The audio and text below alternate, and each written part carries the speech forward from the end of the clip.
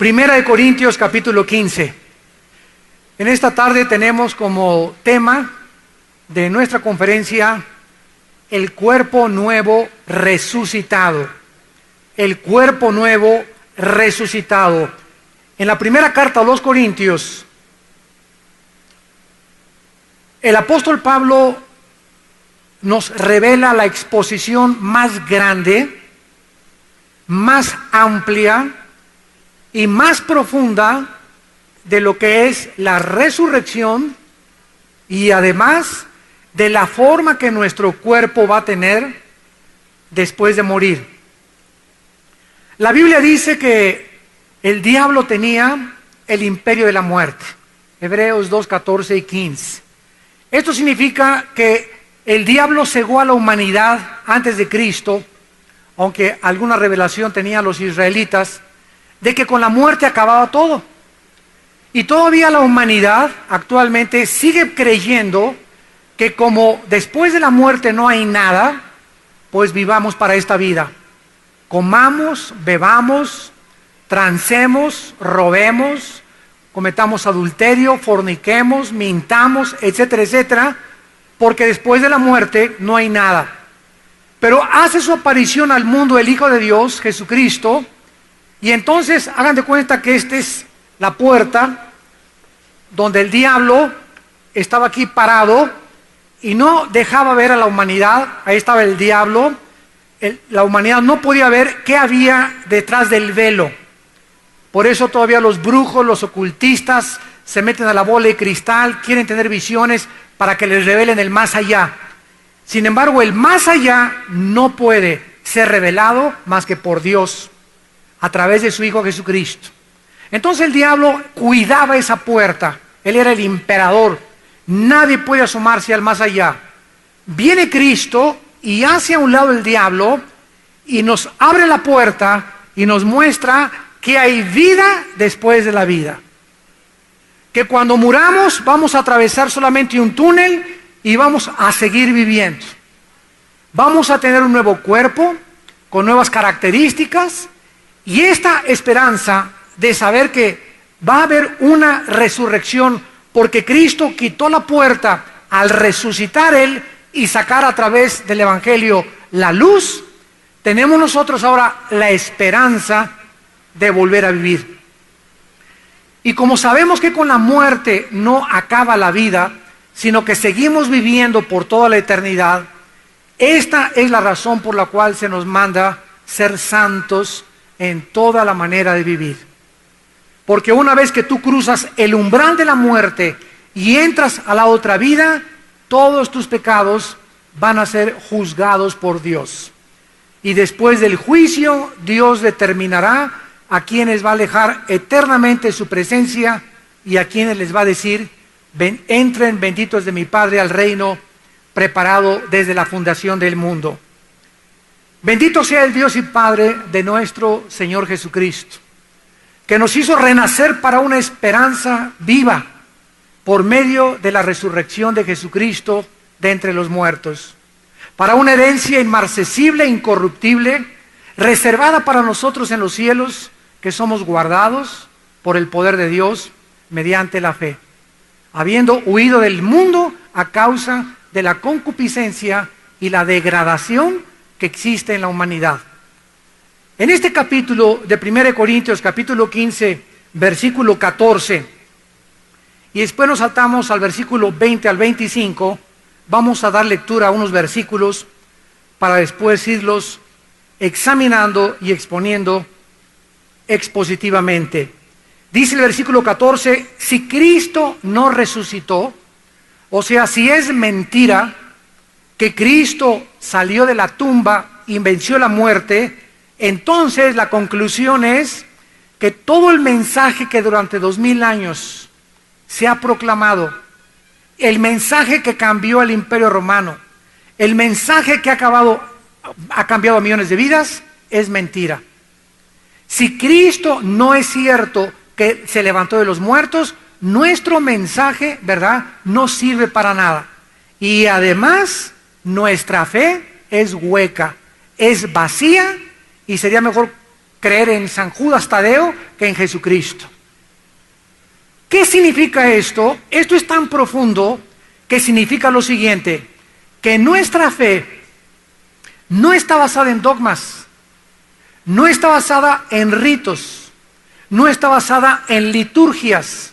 La fe cristiana no está basada en una religión tampoco, porque el cristianismo no es una más de las religiones. La fe cristiana está basada en un hecho histórico, en la resurrección de Cristo entre los muertos. Si Cristo no hubiera resucitado, el cristianismo se derrumbaría, porque el cimiento y el fundamento del cristianismo está establecido con la resurrección de Cristo de entre los muertos.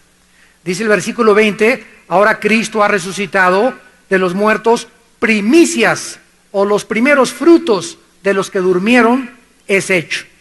Porque por cuanto la muerte entró por un hombre, también por un hombre la resurrección de los muertos. Porque así como en Adán todos mueren, en Cristo serán vivificados, pero cada uno en su debido orden. Dios es un Dios de orden, y la resurrección tiene un orden. El primero fue Cristo, después las primicias, los que son de Cristo en su venida, y luego el fin.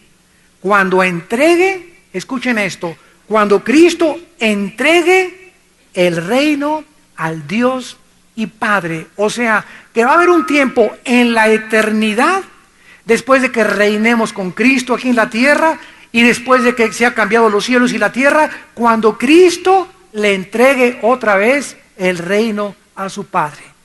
Y esto es en un futuro, ¿verdad? Muy, pero muy distante. Cuando haya suprimido todo principado o dominio, toda autoridad y toda potencia. Vendrá un tiempo cuando ya nadie tendrá autoridad, cuando ya no va a haber rangos, cuando solamente Dios va a gobernar el universo. Porque es preciso que Él reine hasta que haya puesto a sus enemigos debajo de sus pies. Vemos pues que la absoluta seguridad de nuestra vida después de esta vida es la resurrección de Cristo. ¿Qué tan impactante fue la resurrección de Cristo que conquistó al imperio más grande de toda la humanidad, el imperio romano? Que no fue conquistado por los godos ni por los bárbaros. El imperio romano fue conquistado con el mensaje de 12 hombres, los apóstoles de Cristo, que proclamaron a viento abierto. En el capítulo 2 de los Hechos encontramos su mensaje, versículo 32, a este Jesús, dijeron los apóstoles, resucitó Dios, de los cual todos somos testigos. Así que exaltado por la diestra de Dios, y habiendo recibido del Padre la promesa del Espíritu Santo, ha derramado esto que ustedes ven y que ustedes están oyendo. Vemos que el emperador Constantino, en el año 325 aproximadamente después de Cristo, ve una cruz en la batalla de Milvain y un signo que decía, por este signo vincitori, por este signo vencerás. Aparentemente Constantino, el último emperador romano, se convierte al cristianismo y da la orden de que el imperio romano absorba el cristianismo como la religión oficial.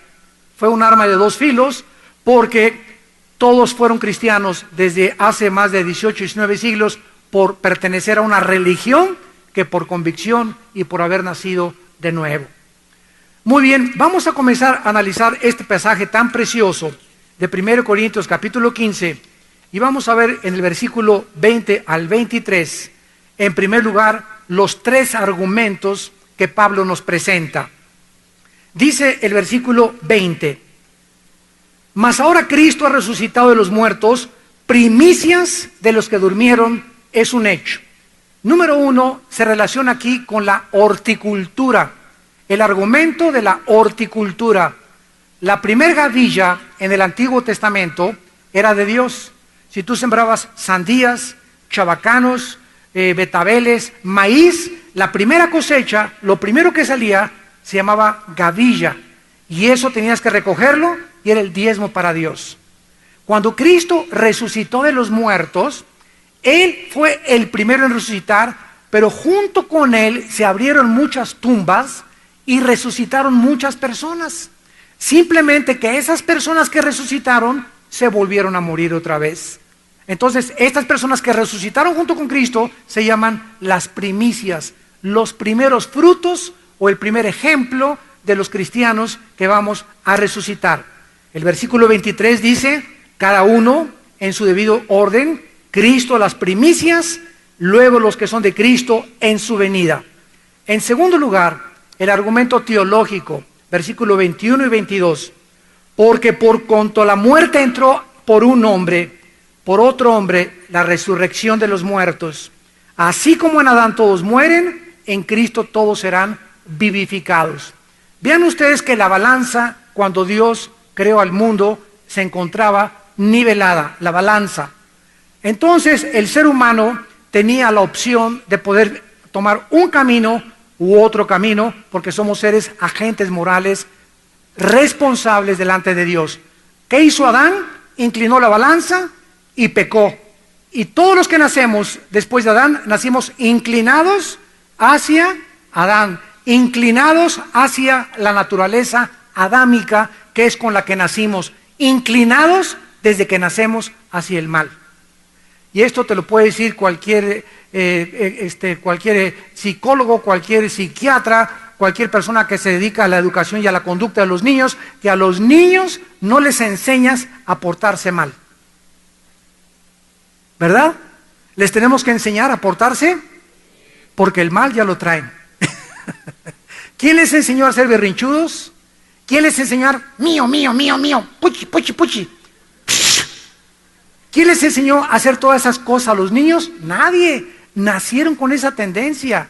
Y un niño entre 1 año y 3 años es el dictador número 1 de su casa. Porque se hace lo que quiere y quiere ese juguete y como reguiletes en el suelo comienzan a hacer berrinches porque traemos ya la inclinación hacia el mal desde que nacemos. Dice el Salmo 51, en pecado me concibió mi madre y comencé a crecer en pecado. Entonces la gente comienza a preguntar, ¿yo qué culpa tengo de que Adán haya pecado? ¿No es verdad? Esos que les gusta argumentar todo y que les gusta alegar todo, ¿yo qué culpa tengo de que Adán haya pecado? Eso no es justo, ¿ok? ¿No es justo? Entonces Dios manda a otro hombre que se llama Cristo a inclinar la balanza. Y desde hace 2000 años, damas y caballeros santos de Dios, desde hace 2000 años, al venir Cristo y al inclinar la balanza, tú tienes la misma opción que tuvo Adán. Porque si tú dices que fue injusto, Cristo te rescata y te nivela otra vez si le dejas entrar a tu vida. Y cuando Él entra a tu vida, comienzas a vivir una vida balanceada.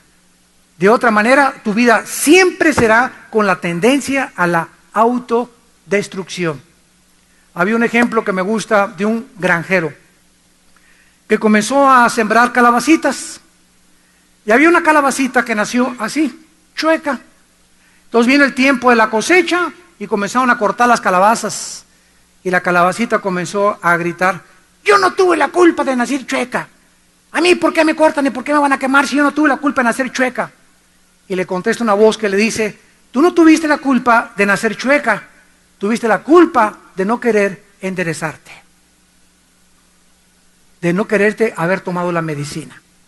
Yo no tengo la culpa de que me dé el cáncer, yo tengo la culpa de esto. Ok, pero viene el médico y te da la medicina y te dices, como los niños, púchila, no la quiero. Te portas como un infante y rechazas el regalo de Dios en Cristo Jesús. ¿Por qué? Por tu naturaleza desbalanceada. Esto es lo que Cristo nos viene a dar a entender. Y en tercer lugar, en el versículo 24, nos presenta el argumento cristológico. Dice el versículo 24, cuando entregue el reino al Dios y Padre, o sea, Pablo, al estar escribiendo esta primera carta, estaba asumiendo que Cristo estaba resucitado y que llegaría un momento en que él iba a entregar el reino al Padre. En términos de la persona y el ministerio de Cristo, su resurrección prueba que él venció el pecado, el diablo y la muerte. Muy bien, ahora vayamos a adentrarnos ya en el cuerpo resucitado en el versículo 35. Dirá alguno, ¿cómo resucitará a los muertos? ¿Con qué cuerpo vendrán? quiero que esté muy claro esto. En ningún libro, en ningún sueño, en ninguna visión, ningún astrólogo, ningún brujo, ni Nostradamus, el que tú me quieras mencionar, no hay ninguna persona, ningún libro en la historia de la humanidad de alguien que te pueda decir qué hay detrás de la vida. Y todo lo que tú leas son rollos de chochos que se han metido, quién sabe cuántos, ¿verdad? De cuántos se han fumado, de visiones mentirosas, etcétera, etcétera. Pero la única autoridad para decirnos qué hay después de la muerte es aquel que les dijo a Tomás: mete tu mano en mi costado y pon tus manos en mis manos, que un espíritu no tiene carne y huesos como yo tengo. Y el hecho que Cristo se haya aparecido durante 500 días a más de 500 discípulos, 50 días, perdón, es lo que hizo que los discípulos de cobardes se transformaran en valientes y se enfrentaran al Imperio Romano sin temor de que los echaran al Coliseo, a las bestias feroces, sin temor que los quemaran vivos, sin temor, dicen hebreos, que les arrancaran sus bienes, que les expropiaran sus propiedades, que les quitaran todo lo que tenían. ¿Por qué? Porque decían: para nosotros el vivir es Cristo y el morir, ya no tenemos miedo de la muerte es ganancia. Por eso cuando un cristiano se muere, hay una mezcla de gozo con tristeza, porque nos duele que no lo vamos a volver a ver, pero nos da la esperanza el Espíritu Santo de que nos vamos a volver a ver. En 4 o 5 años tal vez se murió, 10 años después lo alcanzas tú, pero todos tenemos que alcanzar a todos los que han muerto, porque está establecido que todos muramos y después de la muerte el juicio. Muy bien, versículo 35, alguien va a preguntar: ¿cómo resucitarán los muertos? ¿Con qué cuerpo vendrán? Pablo usa la palabra necio en el versículo 36 por causa de que les está escribiendo a un grupo de pseudos cristianos que se burlaban de la resurrección, que se burlaban de que Cristo, que eran puros mitos, de que no había resucitado, etcétera, etcétera. Y Pablo alude inmediatamente a la naturaleza y les dice: lo que tú siembras no se vivifica si esto no muere antes. Se nos comienza a explicar, tomando como ejemplo el mundo natural, otra vez de la horticultura.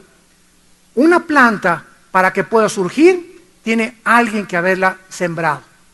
Yo ahora que venía de Toluca por la carretera, venía viendo todos los árboles así inmensos, grandísimos, y de repente venía pensando en este pasaje y comencé a pensar: ese árbol, Señor, tan grande y tan inmenso, de casi 10 metros de altura, ¿de dónde salió? ¿De dónde salió? De una minúscula semilla. Esto es ilógico. ¿Cómo puede un volumen de materia tan espectacular salir y estar concentrado en una semilla? Ahí estaba potencialmente las ramas, el tronco, el fruto, todo el software, toda la información que se necesitaba para que ese fuera de manzano, otro de uva, otro de chabacano, otro de lo que sea. Cada información se encontraba en una semilla que fue sembrada por Dios. Pero ¿cómo es posible que en una semillitita se encuentre tal volumen de materia? Esto es, ¿verdad?, físicamente inexplicable. Y así mismo es lo que Dios nos tiene para esta tarde comunicarnos. Necio, lo que tú siembras no se vivifica si no muere antes. Tú puedes tener una semilla de trigo aquí en tu mano y mi abuelito me puede decir: mira, esta semilla de trigo era de mi bisabuelo. Y me puede enseñar una semilla de trigo que hace 400 años perteneció a mis bisabuelitos. Y ahí está la semilla de trigo. Y esta semilla de trigo nunca murió. Ahí estaba para ser observada, pero nunca pudo manifestar el potencial que Dios encerró en esa semilla. ¿Por qué? Porque esa semilla nunca cayó en tierra, nunca se abrió con la humedad de la tierra, el aire, el sol, y no pudo abrirse para poder manifestar todo el potencial que traía encerrado. Así es tu vida y así es mi vida. Vean lo que Cristo dijo en Juan 12:24.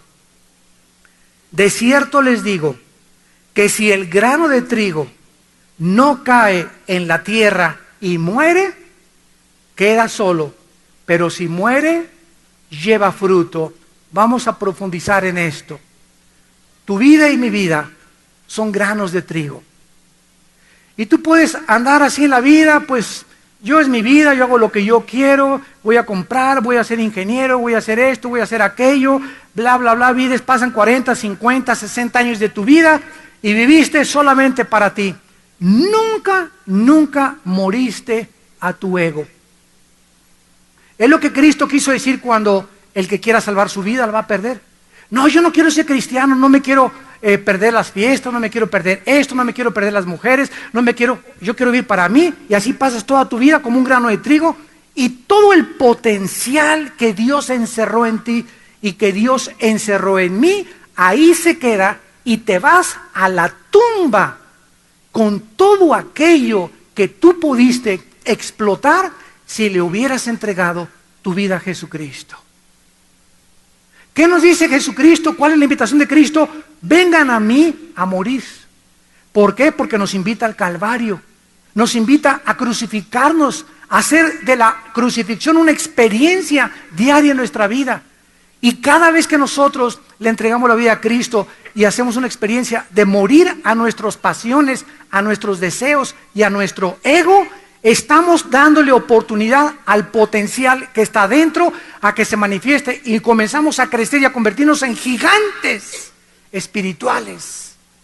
Hombres llenos de confianza, seguros de nosotros mismos, mujeres valientes, mujeres guerreras, hombres que saben a dónde van, hombres que saben que se convierten en líderes espirituales, que se convierten en jefes de familia, que le dan un ejemplo a sus hijos. ¿Por qué? Porque son hombres diferentes a los machos, diferentes a los zapatistas, diferentes a los hijos de Pancho Villa, diferentes a todos los demás. ¿Por qué? Porque son hombres que han muerto a sí mismos. Y mientras tu vida no muera y no se la entregues a Cristo, toda tu vida se va a desperdiciar. Y es lo que dijo en Marcos capítulo 8 también Cristo: ¿de qué te sirve ganar el mundo si pierdes tu alma?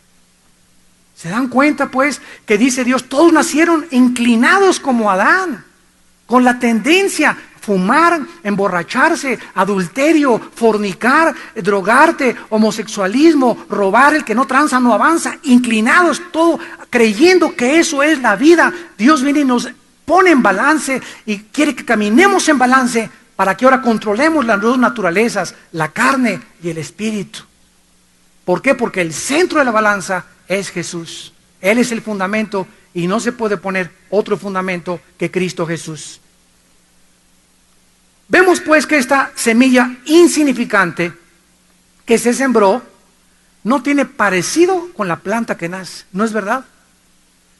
Qué increíble que una semilla de uva pueda tener la información o el software, ahora que es la época de la computación. Una semilla de uva tiene la información puesta por Dios para que cuando nazca no se parezca el cuerpo de la uva a la semilla que se sembró. Pero tiene información para que sea redondita, para que no crezca más. Vas a crecer y vas a ser moradita o verdecita. Y vas a tener semillas que van a ser antioxidantes, porque la uva es las frutas más antioxidantes que existe. Y a la naranja vas a crecer así amarillita, vas a tener unas semillas así, vas a hacer así. A la manzana le voy a dar este cuerpecito, al chabacano le voy a dar otro cuerpecito, y Dios pone en cada semilla la información para que el cuerpo de la fruta sea diferente a la semilla que se sembró. ¿Me siguen? De la misma manera, cuando nosotros seamos enterrados, cuando muramos y seamos sembrados ya para este cuerpo, nuestro cuerpo no se va a parecer al cuerpo resucitado. Pero aun cuando no nos vayamos a parecer, ¿por qué no nos vamos a parecer? Porque estamos feos todos. El más guapo, ¿verdad?, se hace viejo, y la más bonita, Miss Universo, se hace vieja, se muere a los 70 años, ¿verdad? ¿Y cómo va a resucitar? Como cuando tenía 70, como cuando tenía 30. Entonces, lo que nos trata de entender el Espíritu Santo es que va a ser un cuerpo totalmente diferente al cuerpo que se sembró, con la única característica espiritual que nos vamos a reconocer.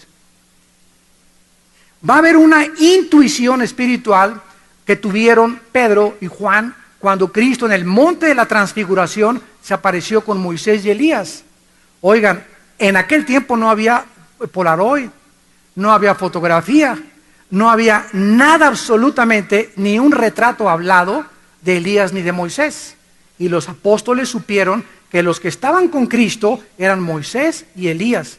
En ese momento el Espíritu Santo les adelantó a los discípulos la visión de la transfiguración del cuerpo glorificado y la intuición que vamos a tener de reconocer cuando muramos. Mira, ahí va Adán, mira, ahí va Elías, ahí va Pancho Pistolas. No, Pancho Pistolas no va a estar en el cielo. Me equivoqué. Entonces, esto es precisamente el mensaje que trata el Espíritu Santo de comunicarnos. Ahora veamos en el versículo 39 la esfera biológica. Esto es lo que dice el versículo 38 y 39. Dios le da el cuerpo como Él quiso, y a cada semilla su propio cuerpo. Qué variedad de frutas hay, ¿verdad? Qué variedad de árboles, qué variedad de plantas, y todavía la insanidad y la irracionalidad mental más grande que existe es seguir creyendo que somos el resultado de la evolución. ¡Qué increíble! El otro día estaba platicando con un maestro evolucionista de high school allá en Dallas, y estábamos estaban mi esposa y yo sentados tomando café, y junto estaba una conversación. Era un maestro ateo, y le dije, oiga, usted cree en la evolución, ¿verdad? Y pues para no irme a la yugular luego le dije, oiga, quiero que me explique algo. Si de los peces venimos nosotros, usted sabe que el sistema branquial de los peces, o sea, la forma como respiran es por branquias. No tienen los pulmones que tenemos los seres humanos. Si nosotros cambiamos de branquias y se convirtieron las branquias en pulmones, porque es lo que dice la evolución, en el transcurso del periodo en el que se cambiaron de branquias a pulmones, era imposible que sobreviviéramos.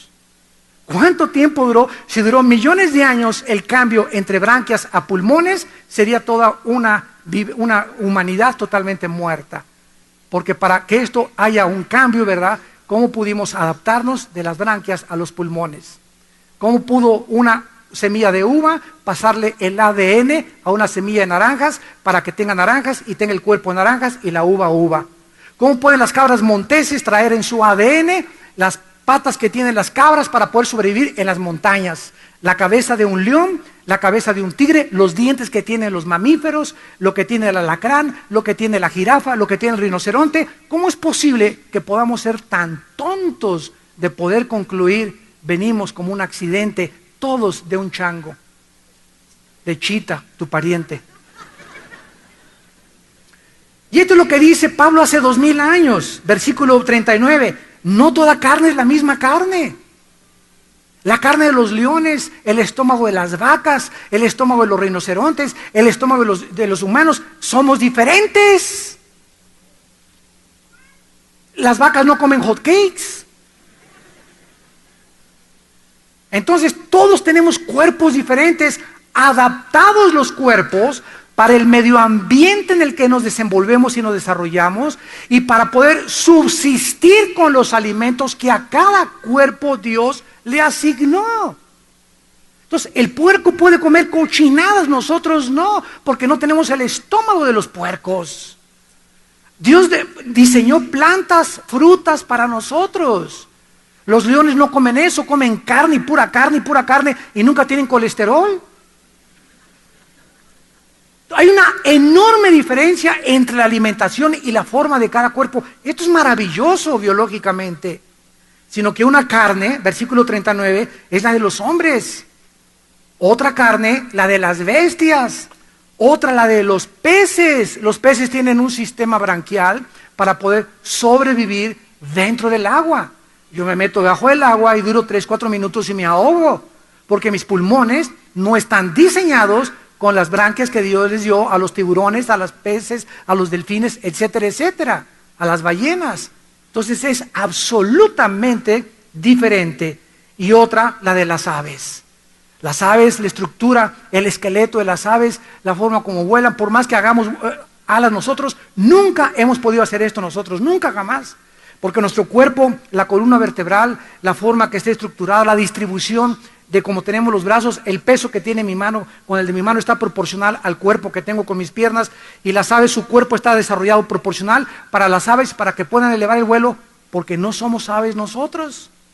Entonces Dios hizo infinidad de cuerpos, infinidad de árboles, infinidad de manzanas, infinidad de frutas, infinidad de verduras, infinidad. Es un Dios maravilloso. Los cielos cuentan la gloria de Dios, la misma creación, la obra de tus manos, Señor. Y estas vendas, solo el Espíritu Santo te las puede hacer caer para que admires la creación tan maravillosa de Dios. Me como una manzana y descubro que la manzana tiene los antioxidantes, las vitaminas y los minerales que necesita mi estómago, mi páncreas, mi hígado, mis riñones y mi sistema digestivo. Tomo agua y descubro que el agua tiene exactamente lo que necesito para poder subsistir, porque soy casi el 85% de agua. Tomo uvas y se encuentran los antioxidantes, la fruta tiene vitamina C y cada cosa Dios repartió, necesitamos todas para poder vivir una vida balanceada. Y esto no lo tienen los animales, no lo tienen las aves, no lo tienen los peces, lo tenemos nosotros. Es maravilloso el Dios que nos creó. Y ahora Pablo va todavía mucho más allá y nos muestra de la horticultura a la esfera biológica y nos lleva ahora al orden cósmico. Versículo 40 y 41. Y además, por si fuera poco, hubiera yo podido escribir aquí, hay cuerpos celestiales y cuerpos terrenales. Los cuerpos de los ángeles, ¿cómo son? Sabemos que son altísimos, tal vez 3 metros de estatura miden los ángeles. Sabemos que los ángeles pueden vivir en una esfera invisible, espiritual, son invisibles a los ojos, y los ángeles pueden al mismo tiempo hacerse visibles en el mundo de 4 dimensiones donde tú y yo vivimos. Ese cuerpo de los ángeles no tiene sangre ni tiene carne como la de nosotros. La composición inmaterial del cuerpo de los ángeles no la sabemos. Sabemos que se hacen visibles, invisibles, sabemos que comen. En Génesis 18, los ángeles comieron y siempre les hizo de comer a Abraham. Lot, Génesis 19, les hizo de comer a los ángeles y se la comieron. Cristo comió después de que resucitó. Y todas estas características, ¿verdad?, forman parte de los cuerpos espirituales. Nuestros cuerpos no pueden sobrevivir en la luna. Nuestros cuerpos no pueden sobrevivir en ninguna otra parte más que en el mundo material, físico, donde Dios nos estableció para vivir. Dice en Hechos 17, porque Dios asignó al hombre un mundo donde poder vivir, no en la luna, no en Marte, no en Júpiter. Solamente de toda la galaxia, la Tierra tiene las características, la combinación de carbono con oxígeno y aire para nuestra respiración. Cuando yo respiro, estoy respirando una combinación de oxígeno perfecta para mis pulmones. Me salgo de la atmósfera y no existe esa combinación, porque Dios no nos creó para vivir en la luna. Menos luna de miel en la luna. 1000 veces Cancún. Hay cuerpos celestiales y cuerpos terrenales. Los cuerpos de los ángeles, de los querubines, son diferentes y lo vamos a ver algún día de nosotros. Pero una es la gloria de ellos, otra de los terrenales. Y ahora dice versículo 41, una es la gloria del sol. También por accidente apareció un sol emitiendo las radiaciones exactas a la distancia exacta de la Tierra para que no nos quemara, y al mismo tiempo haciendo posible la vida en el planeta Tierra. También, señores evolucionistas, por otro accidente de Chita. Cuando nosotros vemos todas estas cosas, la inclinación de la Tierra 23 grados y medio sobre su eje, con 4 estaciones alrededor del Sol, para que todavía Dios dijo, no quiero que se aburran mis nenes, les voy a dar primavera, verano, otoño e invierno, para que no sea una rutina todo el año. Cuando vemos todas estas cosas tan maravillosas, nos maravillamos. Y podemos admirar a Dios y decirle, Señor, ¿qué es el hombre? Para que nos hayas visitado, para que hayas bajado del tercer cielo y te hayas sentado aquí a lavarnos los pies. y hayas muerto en una cruz para dar tu vida por nosotros. Es maravilloso porque en el orden cósmico dice la Biblia que el sol tiene una gloria, la luna tiene otra gloria, otra las estrellas, porque una estrella es diferente de otra en gloria. ¿Sabían ustedes que la Tierra cabe 1.000.000 de veces dentro del sol? 1.000.000 de planetas tierras es el tamaño del sol. 1.000.000 de planetas tierras cabrían dentro del sol. ¿Sabían ustedes que hay una estrella? Vamos por orden. 1.000.000 de veces la Tierra dentro del sol, para que te des cuenta del tamaño del sol y de la proporción exacta del sol. No es ni más grande ni más chico, es exactamente el tamaño que necesita para darle vida a la Tierra. ¿Sabían ustedes que hay una estrella que es 300.000 veces más grande que el sol? A ver si tu mente lo puede captar. Salga humo de los oídos. Nos funde los fusibles. 300.000 veces más grande que el sol, una estrella. Y hay estrellas que son 10.000, 25.000. Hay galaxias, millones, infinidad de galaxias, como las arenas del mar en el universo. Una vez yo le pregunté a Dios, Señor, ¿por qué hiciste tan grande el universo y aquí nada más estamos encajonados nosotros? Por eso muchos asumen y dicen, es que tiene que haber vida en los planetas. Y la Biblia nos dice que sí hay vida. Y esas galaxias están ocupadas. No las hizo Dios en balde. Todas las galaxias, dice la Biblia, están ocupadas. Pero no por marcianos ni extraterrestres, sino por ángeles. Porque los ángeles, de acuerdo a la Biblia, viven en las estrellas. Y a los ángeles se les llama estrellas en la Biblia. En más de 10 partes. Entonces no creas que porque no los ves, pero están habitadas, ¿verdad? Todas las galaxias con seres que Dios ha creado para que puedan asumir la posición y el cuerpo que necesiten para vivir en esas galaxias. Entonces todas estas galaxias y todo este orden maravilloso es el que Dios diseñó con una variedad increíble. Y dice el versículo 40, tenemos que distinguir lo terrenal de lo espiritual. El punto principal es el siguiente: existen diferentes formas de vida. Las plantas tienen vida biológica, los peces tienen vida, los animales tienen vida, nosotros tenemos vida, los ángeles tienen vida, los árboles tienen vida, pero son diferentes clases de vida. Y Jesús dijo, yo soy la vida.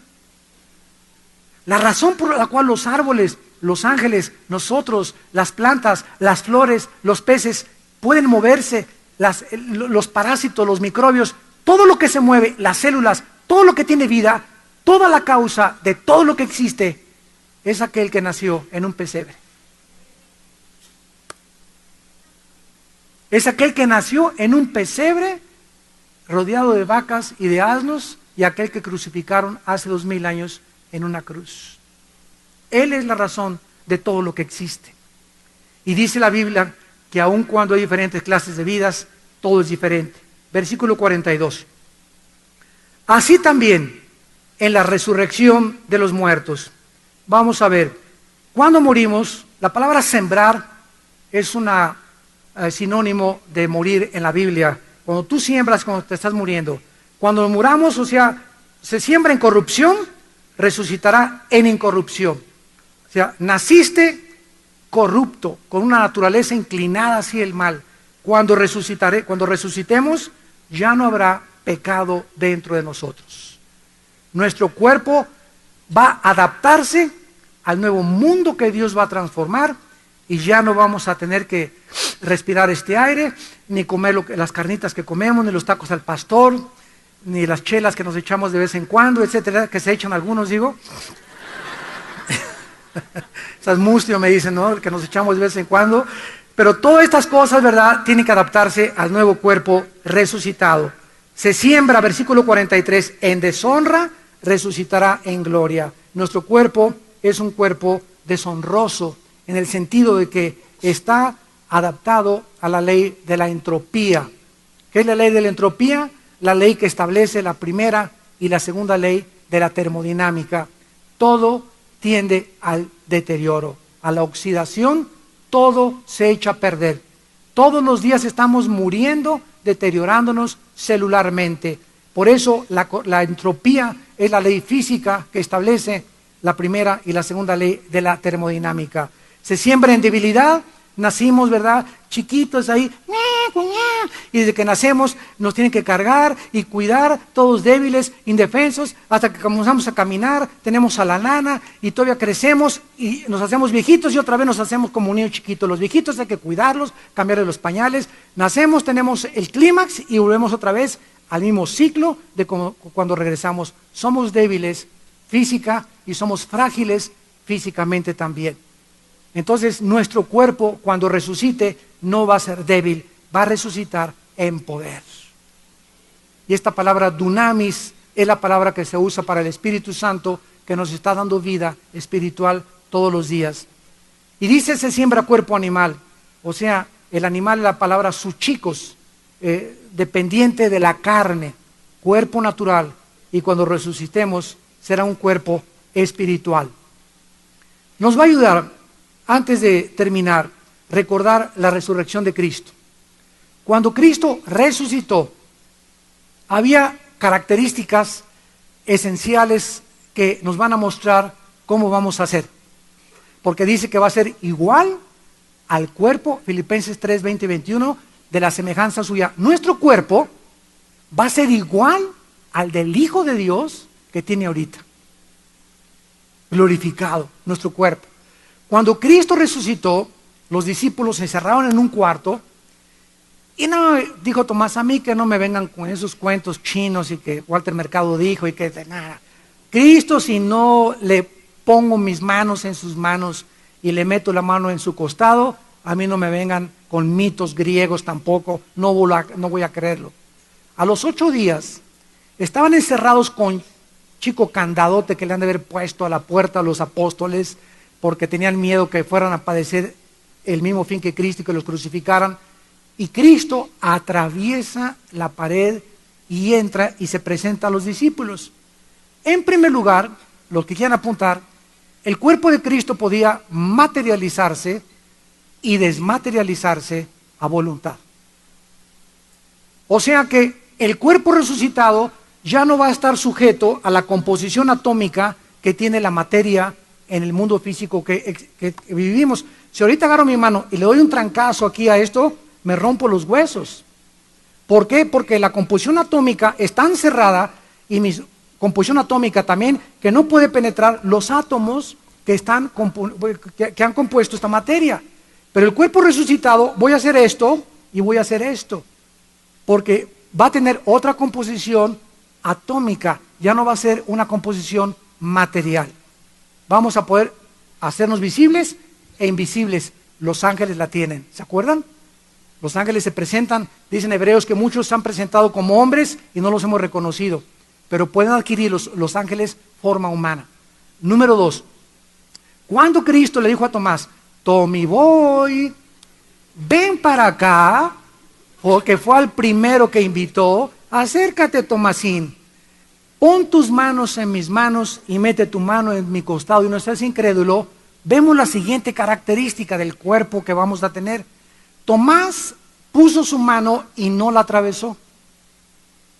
Tocó algo sólido y físico, aparentemente. Y cuando metió su mano al costado de Jesús, también tocó su costado, no lo atravesó. O sea, no era un espíritu.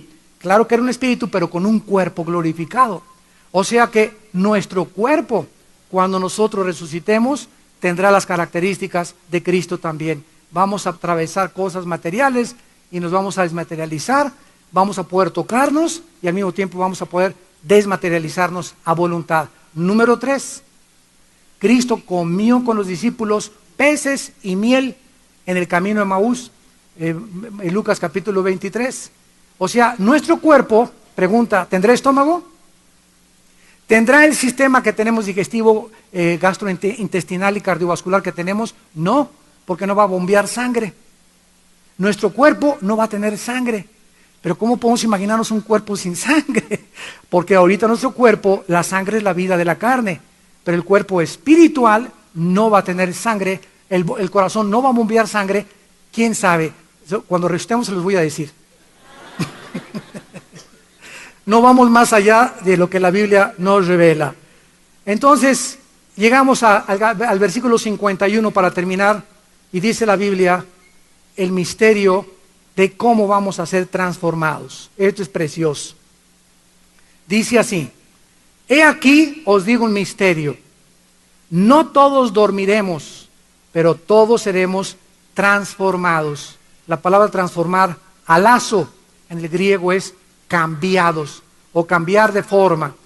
¿Qué significa esto? Vamos a Primera de Tesalonicenses capítulo 4. Primera de Tesalonicenses capítulo 4, porque el apóstol Pablo lo explica con más detalle esta transformación. Recuerden ustedes que cuando habla la Biblia de dormir, es un proceso entre la muerte y la vida. Cuando dice Pablo, les digo un misterio, no todos vamos a dormir. ¿Qué significa? Que cuando Cristo regrese, lo vamos a ver ahorita aquí en Tesalonicenses, cuando Cristo regrese, si regresa hoy en la tarde a las 6 de la tarde, y todos nosotros estamos vivos, nosotros no vamos a saber qué es morir. Pero si Cristo llega hoy a las 6 de la tarde, todos los que estaban en las tumbas desde el tiempo de Adán hasta nuestros días, van a resucitar antes que nosotros y se van en el aire a juntar con sus cuerpos en el cielo.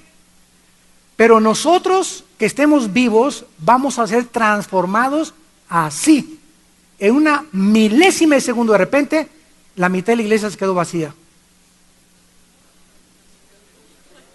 No les digo que todos, quiero ser honesto.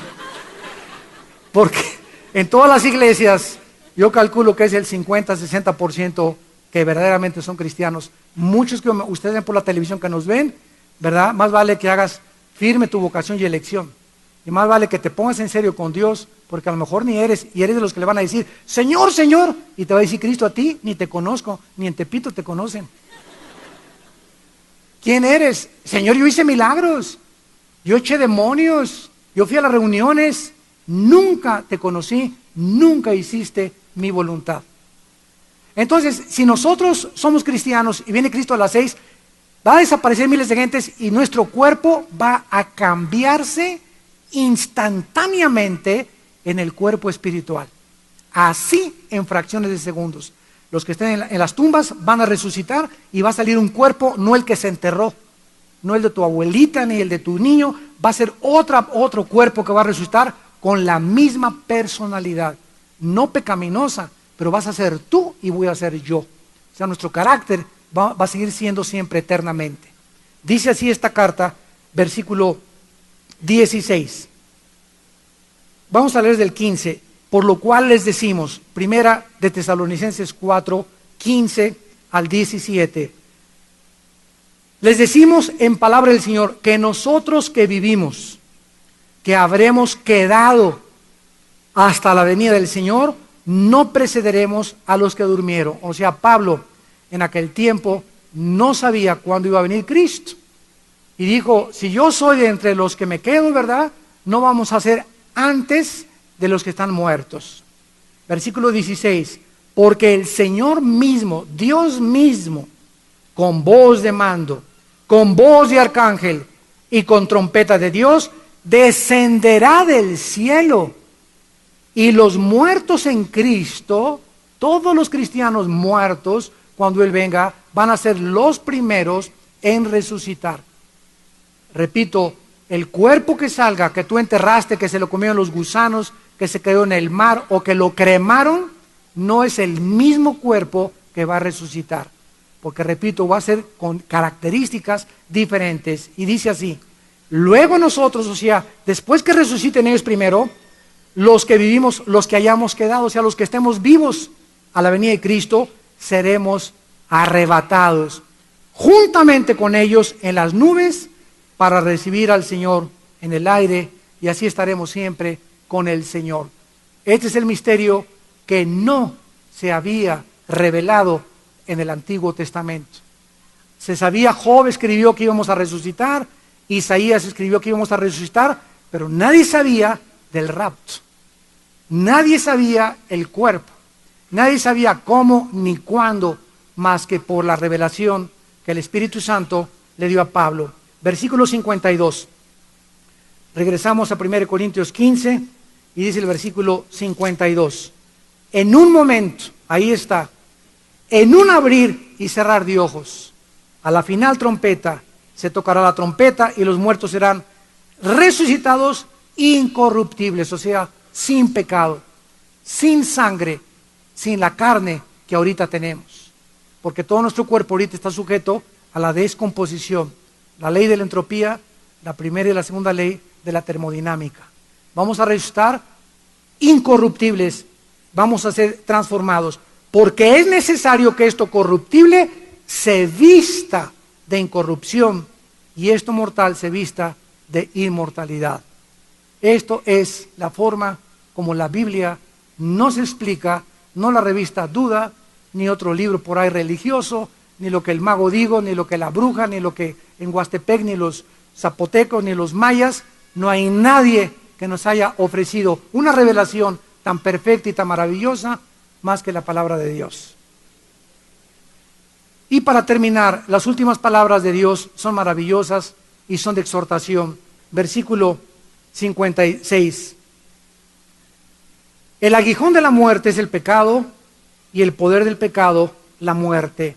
Noten ustedes que se compara el pecado con el aguijón. El aguijón de la muerte es el pecado, o sea, nos picó un alacrán, infectó a Adán y Adán transmitió el veneno a toda la humanidad. Por un hombre entró el pecado y el pecado se esparció por toda la humanidad a través de los genes.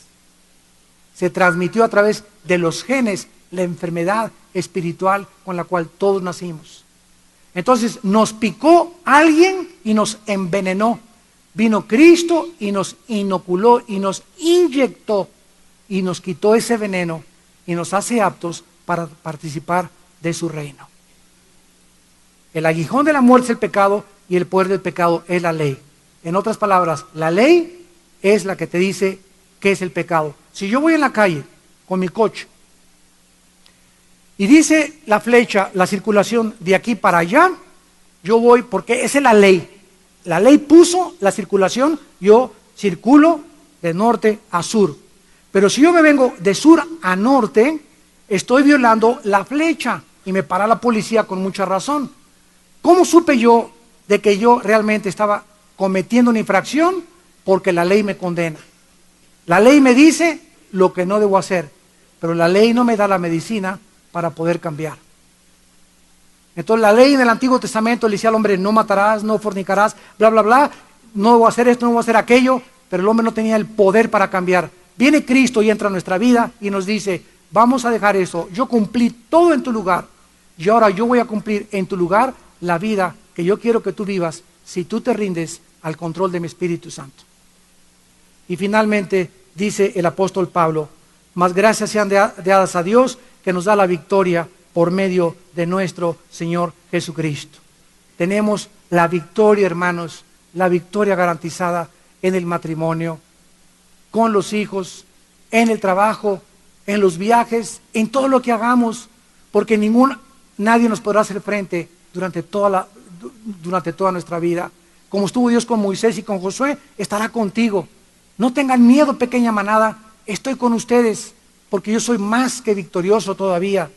Así que, hermanos, estén firmes y constantes. En vista de este panorama que nos espera, en vista de toda la esperanza que Dios ha traído a nuestra vida, mantengámonos firmes, constantes, no nos rindamos, no te rindas, no te des por vencido, nunca, nunca, nunca. Es que usted no sabe cómo está amiga de mal en peor, no te rindas, tu hija va a ser salvada.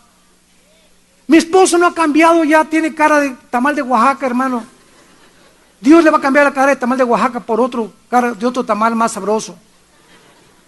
Es que este negocio, no te rindas en tu matrimonio, no te rindas en tu trabajo, no te rindas en tu vida, porque el que persevera alcanza, y para perseverar necesitamos ánimo. Y ese ánimo, los que esperan en Jehová, lo tendrán, porque nos hará levantar las armas como las águilas, para que volemos sobre alturas insospechadas, y podamos decir, somos más que vencedores por medio de aquel que nos amó. Gracias, Padre, por tu palabra. Gracias, Señor, te damos. por la esperanza que has traído a nuestra vida de volver a vivir. Bendito sea el Dios y Padre de nuestro Señor Jesucristo, que nos ha hecho volver a nacer para una esperanza viva mediante la resurrección de su Hijo Jesucristo. Gracias porque nos estás esperando en el cielo para una herencia que nunca se va a volver a echar a perder.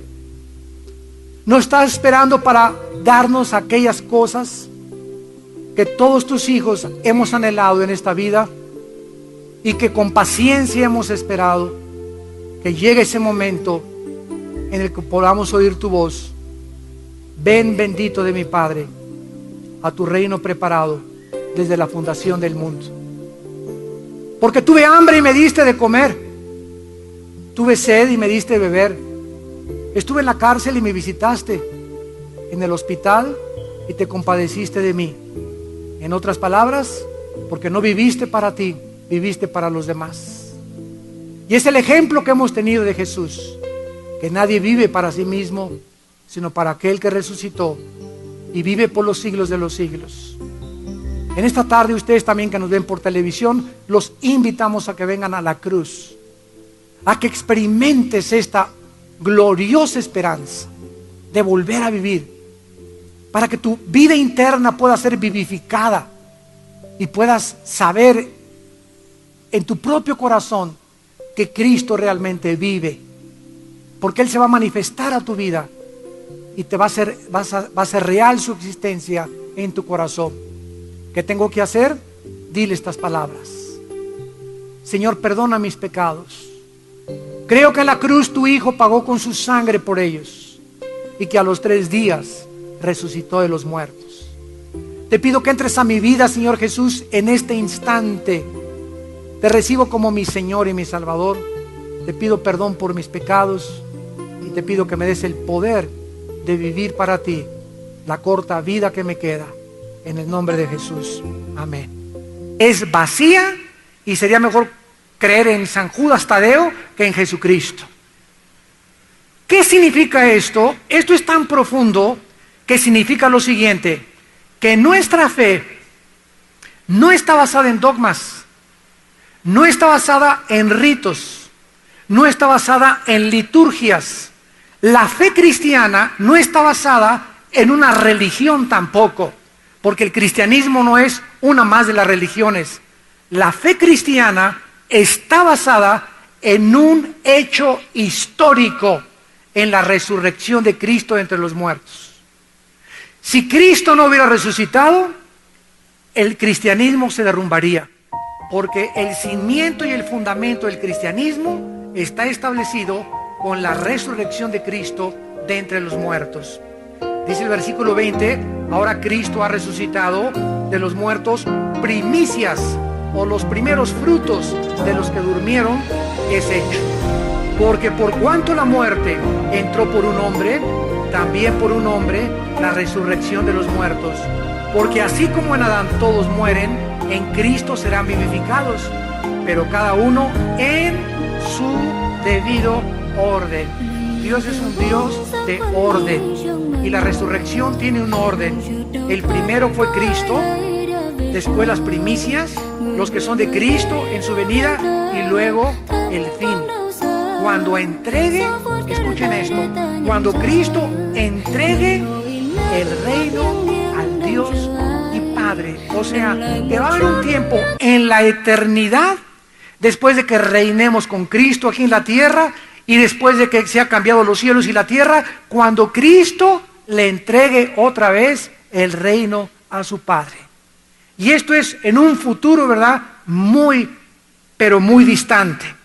Cuando haya suprimido todo principado o dominio, toda autoridad y toda potencia, vendrá un tiempo cuando ya nadie tendrá autoridad, cuando ya no va a haber rangos, cuando solamente Dios va a gobernar el universo.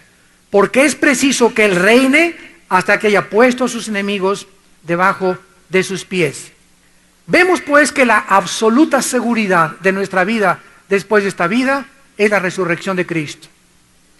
¿Qué tan impactante fue la resurrección de Cristo que conquistó al imperio más grande de toda la humanidad, el Imperio Romano, que no fue conquistado por los godos ni por los bárbaros. El Imperio Romano fue conquistado con el mensaje de 12 hombres, los apóstoles de Cristo, que proclamaron a viento abierto. En el capítulo 2 de los Hechos encontramos su mensaje, versículo 32, a este Jesús, dijeron los apóstoles, resucitó Dios, de los cual todos somos testigos. Así que exaltado por la diestra de Dios y habiendo recibido del Padre la promesa del Espíritu Santo, ha derramado esto que ustedes ven y que ustedes están oyendo.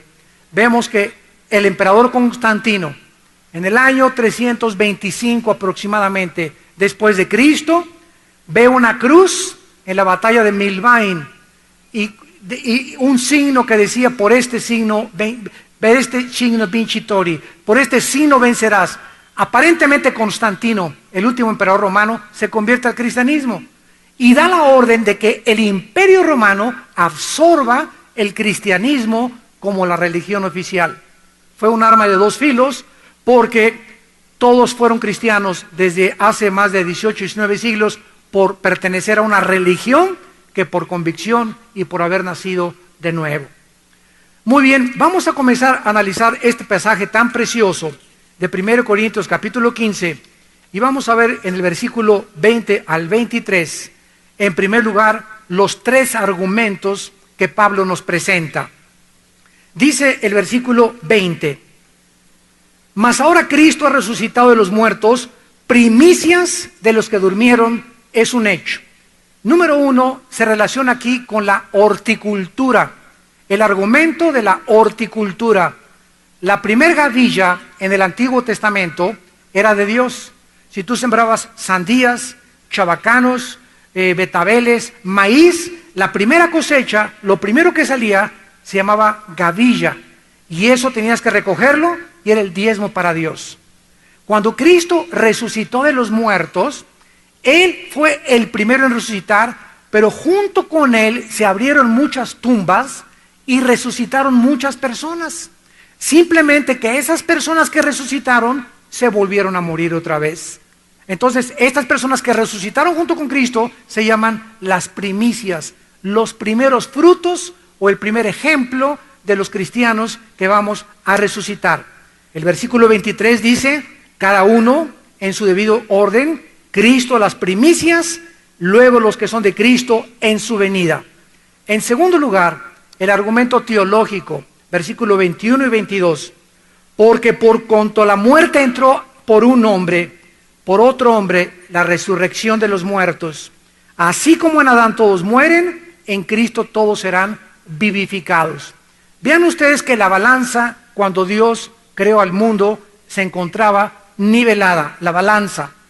Entonces el ser humano tenía la opción de poder tomar un camino u otro camino, porque somos seres agentes morales, responsables delante de Dios. ¿Qué hizo Adán? Inclinó la balanza y pecó. Y todos los que nacemos después de Adán, nacimos inclinados hacia Adán, inclinados hacia la naturaleza adámica, que es con la que nacimos, inclinados desde que nacemos hacia el mal. Y esto te lo puede decir cualquier psicólogo, cualquier psiquiatra, cualquier persona que se dedica a la educación y a la conducta de los niños, que a los niños no les enseñas a portarse mal. ¿Verdad? Les tenemos que enseñar a portarse porque el mal ya lo traen. ¿Quién les enseñó a ser berrinchudos? ¿Quién les enseñó mío, mío, mío, mío, puchi, puchi, puchi? ¿Quién les enseñó a hacer todas esas cosas a los niños? Nadie. Nacieron con esa tendencia. Y un niño entre 1 año y 3 años es el dictador número 1 de su casa. Porque se hace lo que quiere y quiere ese juguete y como reguiletes en el suelo comienzan a hacer berrinches porque traemos ya la inclinación hacia el mal desde que nacemos. Dice el Salmo 51, en pecado me concibió mi madre y comencé a crecer en pecado. Entonces la gente comienza a preguntar, ¿yo qué culpa tengo de que Adán haya pecado? ¿No es verdad? esos que les gusta argumentar todo y que les gusta alegar todo. ¿Yo qué culpa tengo de que Adán haya pecado? Eso no es justo, ¿ok? No es justo. Entonces Dios manda a otro hombre que se llama Cristo a inclinar la balanza. Y desde hace 2000 años, damas y caballeros santos de Dios, desde hace 2000 años, al venir Cristo y al inclinar la balanza, tú tienes la misma opción que tuvo Adán. Porque si tú dices que fue injusto, Cristo te rescata y te nivela otra vez si le dejas entrar a tu vida. Y cuando Él entra a tu vida, comienzas a vivir una vida balanceada. De otra manera, tu vida siempre será con la tendencia a la autodestrucción. Había un ejemplo que me gusta de un granjero que comenzó a sembrar calabacitas. Y había una calabacita que nació así, chueca. Entonces viene el tiempo de la cosecha y comenzaron a cortar las calabazas. Y la calabacita comenzó a gritar: yo no tuve la culpa de nacer chueca. A mí, ¿por qué me cortan y por qué me van a quemar si yo no tuve la culpa de nacer chueca? Y le contesta una voz que le dice: tú no tuviste la culpa de nacer chueca, tuviste la culpa de no querer enderezarte, de no quererte haber tomado la medicina. Yo no tengo la culpa de que me dé el cáncer, yo tengo la culpa de esto. Ok, pero viene el médico y te da la medicina y te dices, como los niños, púchila, no la quiero. Te portas como un infante y rechazas el regalo de Dios en Cristo Jesús. ¿Por qué? Por tu naturaleza desbalanceada. Esto es lo que Cristo nos viene a dar a entender. Y en tercer lugar, en el versículo 24, nos presenta el argumento cristológico. Dice el versículo 24, cuando entregue el reino al Dios y Padre. O sea, Pablo, al estar escribiendo esta primera carta, estaba asumiendo que Cristo estaba resucitado y que llegaría un momento en que él iba a entregar el reino al Padre. En términos de la persona y el ministerio de Cristo, su resurrección prueba que él venció el pecado, el diablo y la muerte. Muy bien, ahora vayamos a adentrarnos ya en el cuerpo resucitado en el versículo